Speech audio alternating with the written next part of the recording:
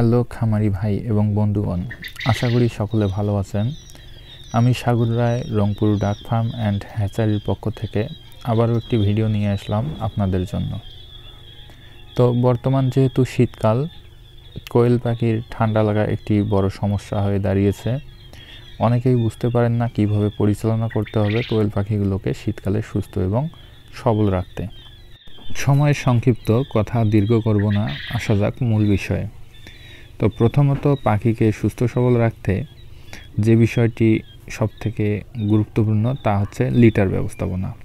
শীতকালে অবশ্যই পাখির লিটারগুলো শুকনো এবং ঝরঝরে রাখতে হবে। সেটার মধ্যে কোনোভাবেই অ্যামোনিয়া গ্যাস জমতে দেওয়া যাবে না।